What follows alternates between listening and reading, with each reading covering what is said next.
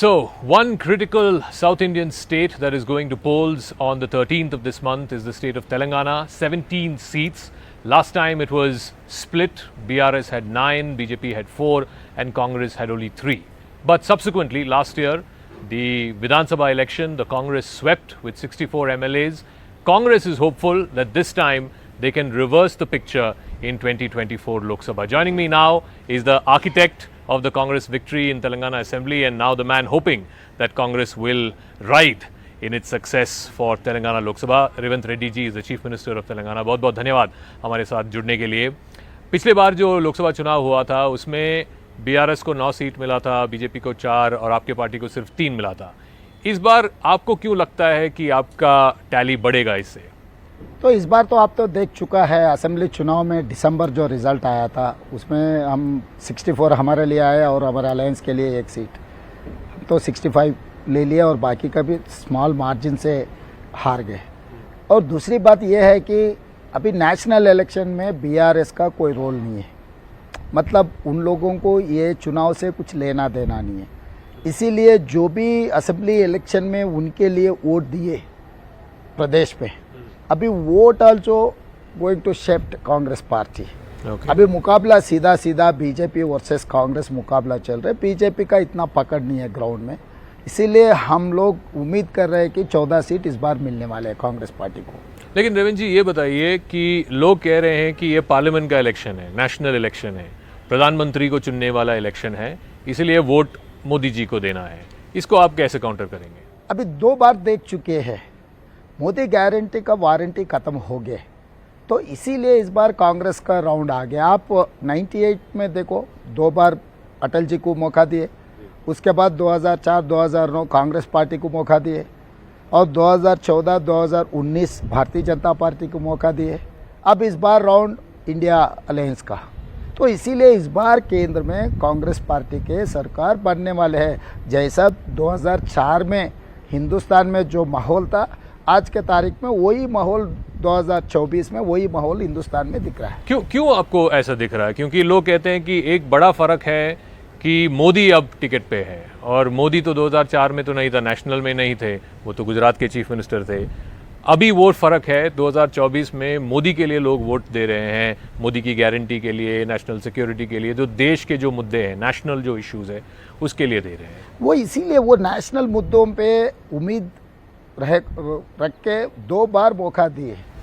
मगर जो वादा किया था नरेंद्र मोदी जी, हर साल 2 करोड़ नौकरी देने के लिए 10 साल में 20 करोड़ नौकरी देने का था, मगर वही मेरा ही सवाल को 2023 पार्लियामेंट में ये जवाब दिया कि 7,21,000 नौकरी दिए. अभी केंद्र सरकार में 30 लाख नौकरी खाली पड़ा हुआ है, तो नौकरी का कुछ नहीं हुआ.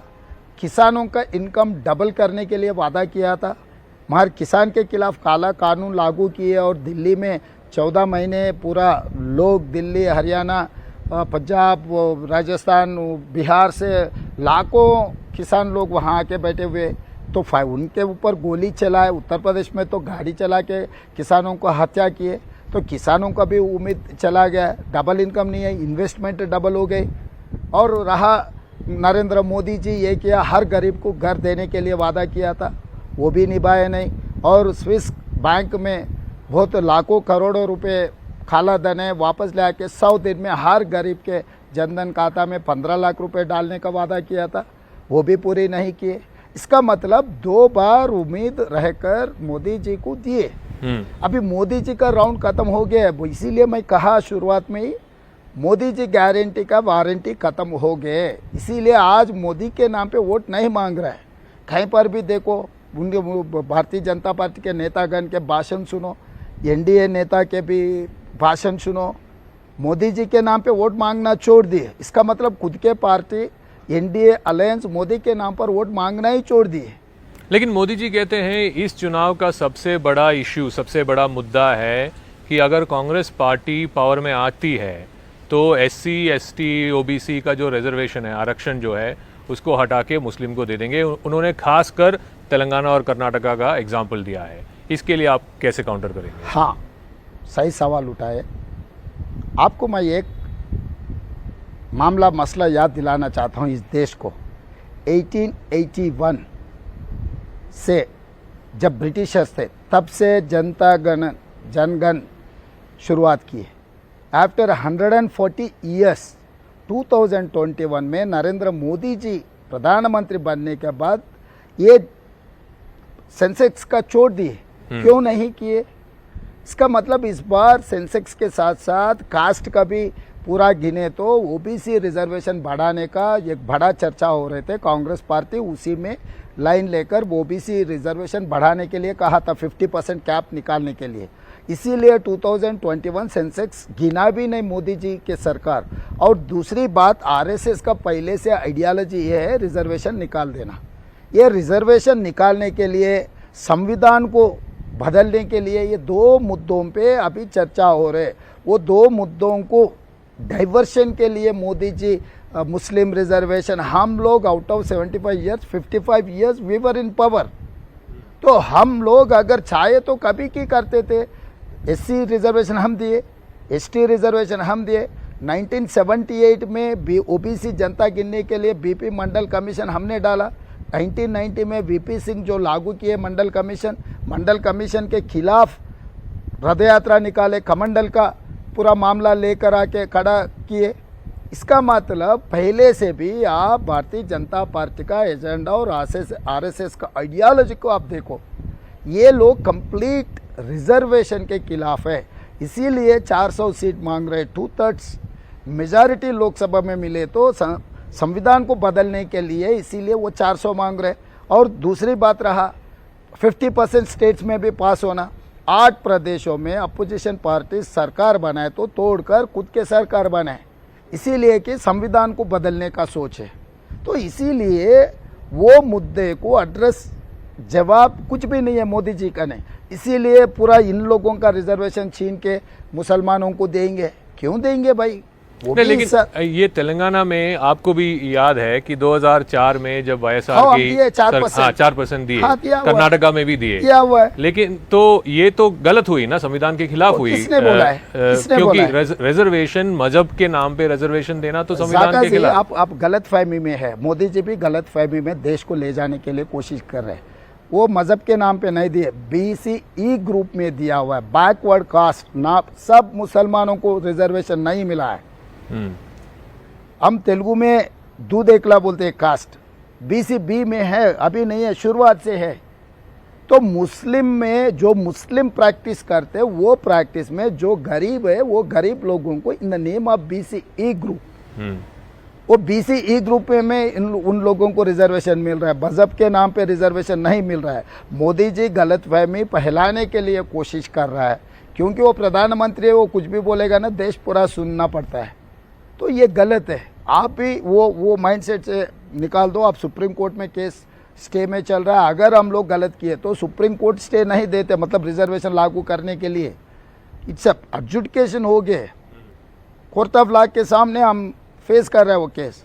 तो मोदी जी ऐसा प्रधानमंत्री है, वो गलत कहना ठीक नहीं है। रेवंत जी, ये बताइए, जो आपके नेता राहुल गांधी जो बता रहे हैं कि अगर कांग्रेस सत्ता में आती है तो वेल्थ रीडिस्ट्रीब्यूशन करेंगे, कि देश में किसके पास कितना धन है उसका एक सर्वे करेंगे, और अगर आबादी 50% किसी एक ग्रुप का है तो 50% धन उनको दे देंगे। आपको नहीं लगता है ये सब रिग्रेसिव आइडियाज़ हैं? मतलब ऐसे आइडियाज़ को लोगों को मतलब पुट ऑफ कर देते हैं। जगह से मिस इंटरप्रिटेशन करने में बीजेपी व्हाट्सएप यूनिवर्सिटी बनाया। वो व्हाट्सएप यूनिवर्सिटी का वाइस चांसलर है नरेंद्र मोदी जी। झूठ बातें किसी के नाम पर चलाने के लिए भारतीय जनता पार्टी कोशिश करे। राहुल गांधी जी ने ये कहा जो सरकार के जो इनकम है, सो इनकम बढ़ाना, गरीब लोगों को बांटना, ये कांग्रेस पार्टी के आइडियोलॉजी है। कि 14 लाख करोड़ रुपए कॉरपोरेट कंपनीज को मोदी जी सरकार माफ किए बैंकों में। राहुल जी ये कहा किसानों को कर्जा क्यों माफी नहीं कर रहे? कॉरपोरेट कंपनीज को 14 लाख करोड़ रुपए माफ किए इंसेंटिव्स के नाम पर। And PSU public sector unit 60 lakh crore worth public sector 6 lakh में बेच दिए। तो राहुल जी ने ये कहा ऐसा कॉरपोरेट कंपनी लूट मार को हम रोक देंगे। ये पैसे बचा के गरीब लोगों को, दलित, और आदिवासी पिछड़े लोगों को हम ये वेल्थ डिस्ट्रीब्यूशन करने के लिए हमारा पॉलिसी है। किसी प्राइवेट इंडिविजुअल प्रॉपर्टी लेकर खींच लेके सरकार और किसी को बांटने का इरादा नहीं है, वो हो भी नहीं सकता। क्योंकि परसों कुछ कोर्ट में एक फैसला आया हुआ है, आप भी पढ़े होंगे, वाइफ के प्रॉपर्टी अगर हस्बैंड भी कुछ लिए तो फिर वापस देना पड़ता, क्योंकि दैट इज़ वाइफ प्रॉपर्टी। तो बाप का प्रॉपर्टी अगर बेटे को देना है तो भी विरासत देना, भाई का प्रॉपर्टी भाई भाई के बीच में अगर बंटवारा भी करना है तो we have to follow certain procedure. इतना लॉ में अपने को सब कुछ है, तो कहाँ से किसी का प्रॉपर्टी लेके और दूसरे को देने का कहाँ से हो सकता है? कहीं दुनिया में कहीं है क्या ऐसा रूल? तो जो दुनिया में रूल नहीं है, दो अपने कॉन्स्टिट्यूशन में ऐसा प्रोविजन नहीं है, बीजेपी ऐसे गलत बातों को फैलाने के लिए कोशिश करके इस बार चुनाव जीतने के लिए कोशिश करे, क्योंकि उन लोगों का कोई एजेंडा नहीं है, कोई डेवलपमेंट नहीं है, कोई वेलफेयर नहीं है, इसीलिए झूठ बातों पे ये लोग चुनाव जीतना चाह रहा है। रेवंत जी, ये बताइए, अभी हाल ही में ये बड़ा एक कंट्रोवर्सी हो गया था आपके स्टेट में, रोहित वेमुला का जो केस है, उसका तेलंगाना पुलिस ने क्लोजर रिपोर्ट दे दी। उन्होंने ये तक भी बता दी कि रोहित वेमुला दलित नहीं थे। हाँ, ये कैसे हुआ? इसका क्या मतलब, आप कुछ क्लैरिफिकेशन देना चाहेंगे? हाँ, वो पिछले सरकार नरेंद्र मोदी से जोड़कर भारतीय जनता पार्टी को खुश करने के लिए 2016 में केस हुआ था, 2019 पूरा ये क्लोज करके छोड़ दिया। 19 में मतलब केसीआर सरकार ने, बीजेपी से उनका दोस्ती था ना, इसीलिए बीजेपी उनको खुश करने के लिए ये किया था। हम लोग तुरंत वो हाईकोर्ट से ये हमको जानकारी होते हैं, उनके परिवार को इमीडिएट मैं डीजीपी को बात करते के इंस्ट्रक्शन दे दिया केस रीओपन करने के लिए। अगला दिन रोहित वेमुला जी मदर को हम यहाँ पर बुलाए, हम मिले खुद उन लोगों से और यूनिवर्सिटी ऑर्गेनाइजेशन से हम रिप्रेजेंटेशन ले लिए।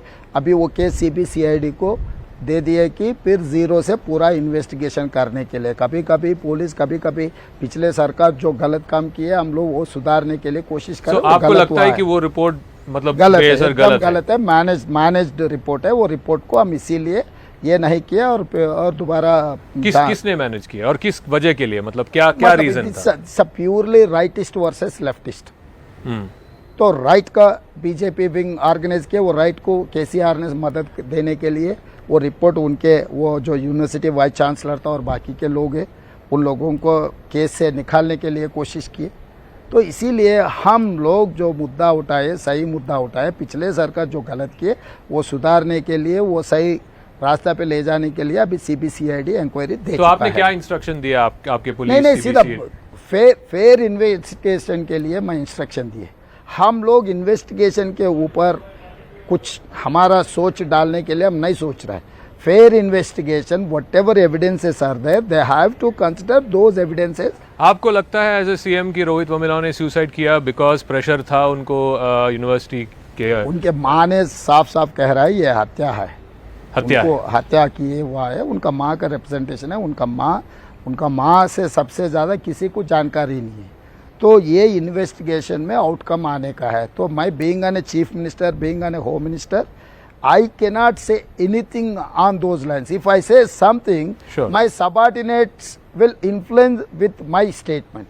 So I don't want to comment anything, but I wanted to, I have given instructions to fair inquiry. आप कहते हैं, हमेशा कहते हैं, असेंबली इलेक्शन के पहले भी क्या करते थे कि BRS जो है बीजेपी का B टीम है। अगर BRS बीजेपी का B टीम है तो उनके डॉटर को क्यों अरेस्ट कर दिया ED ने? हाँ, वो तो एग्जाम्पल है। एक्चुअल अरेस्ट कर रहा था केसीआर और KTR को, जो लूट किया, जो दस्तखत किए, 1 लाख करोड़ रुपए कम से कम कमाया, उनको छोड़ दे के बार्गेनिंग के लिए ये काम किए। और दूसरी बात है, ये तेलंगाना करप्शन में अरेस्ट नहीं हुए, दिल्ली करप्शन में केजरीवाल को डालने के लिए मछली को पकड़ना है तो कुछ डालना है ना। तो केजरीवाल को पकड़ने के लिए कविता को अरेस्ट किए, मगर वो तेलंगाना में जो करप्शन हुआ उसका कोई लेना देना नहीं है। तो आपको लगता है कि तेलंगाना जो असली टारगेट उनका था, जो KCR और KTR है, उनको नहीं पकड़े, ये सिर्फ दिखावे के लिए कविता, इसका कोई सिंपैथी हो सकता है चुनाव में? नहीं, KCR परिवार के लिए कोई सिंपैथी नहीं है, क्योंकि 10 साल वो कैसे रूल किए, कैसे प्रदेश को एकदम लूटमार किए, लोगों को कितना तकलीफ दिए, सबको पता है। आज तो 1% भी कोई सिंपैथी नहीं है, तो वो सिंपैथी के लिए कोई सोचे तो भी वो गलत है। रेवंत जी, ये असेंबली के चुनाव के पहले आपने 6 गारंटी का प्रॉमिस दिया था। लेकिन अभी लोग कह रहे हैं कि वो गारंटी अभी फुली इम्प्लीमेंट नहीं हुए हैं।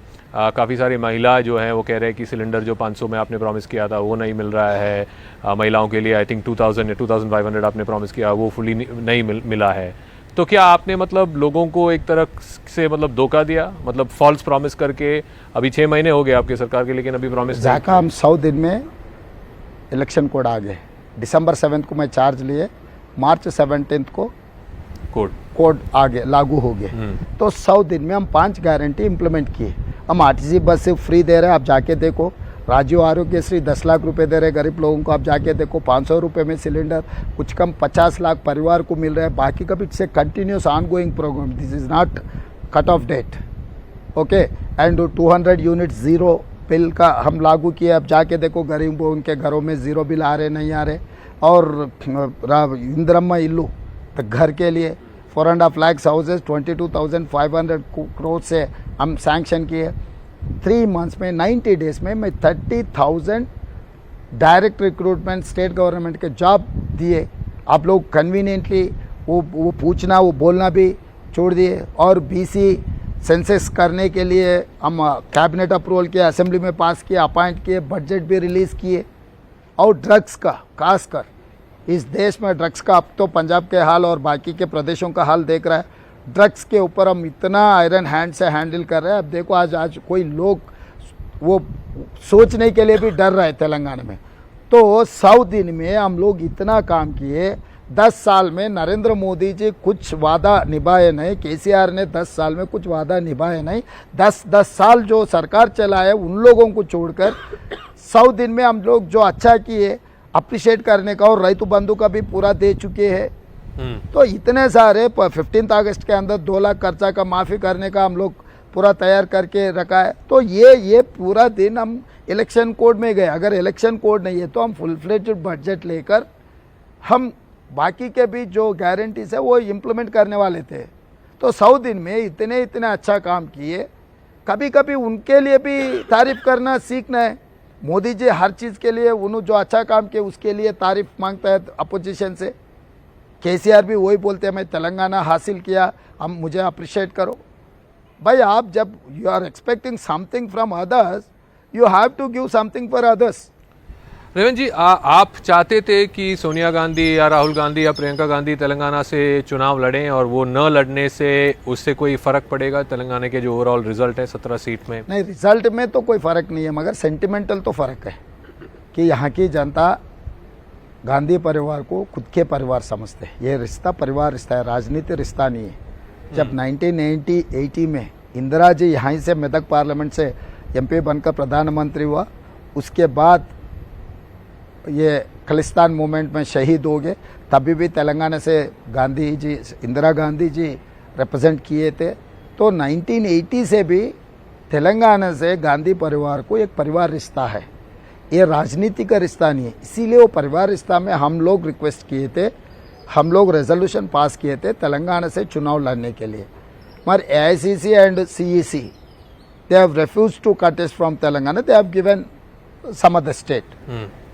आपने बीच में मोदी जी को भी तारीफ किया था, आपने कहा कि गुजरात मॉडल मैं अपनाना चाहता हूँ। मोदी जी को आपने बड़े भाई के रूप में आपने कुछ जिक्र किया था।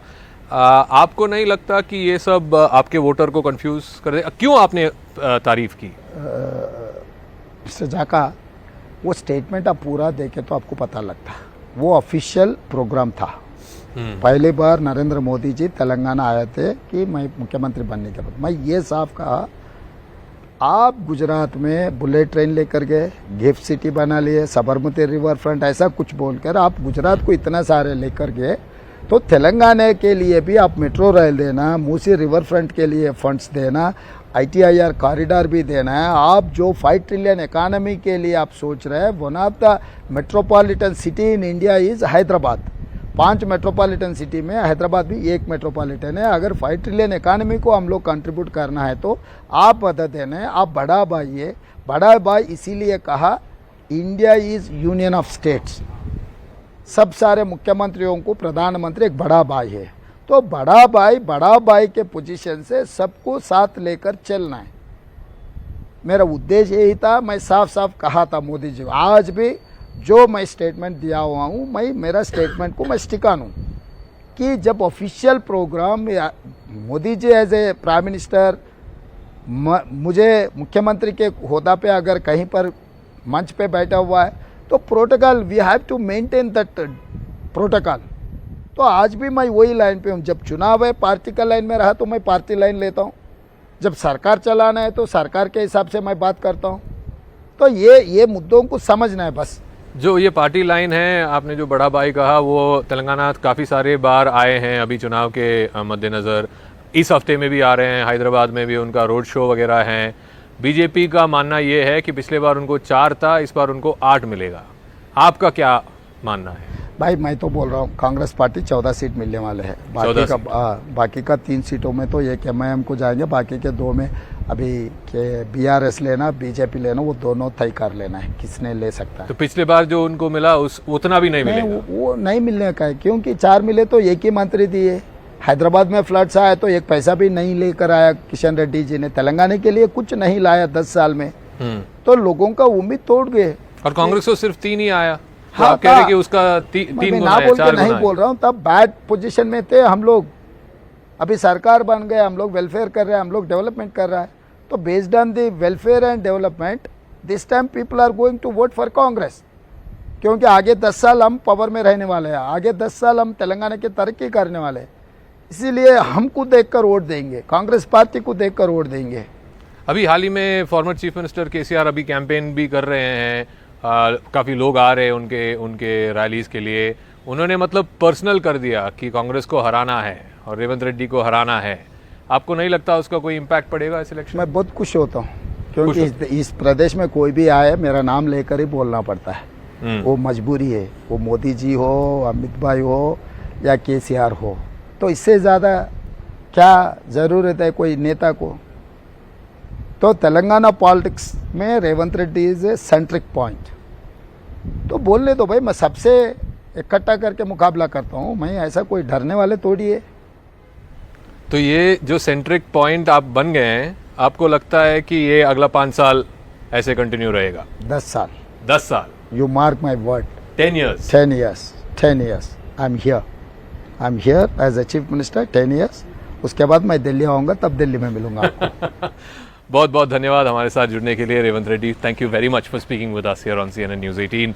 That was the Chief Minister of Telangana, Mr. Revanth Reddy, extremely confident that the Congress will get 14 out of 17 seats in the state of Telangana. He is confident also that the BJP will not get as many as what they got last time. They had 4, and he says that the BRS is as much as finished, politically speaking, and this election will show evidence of that.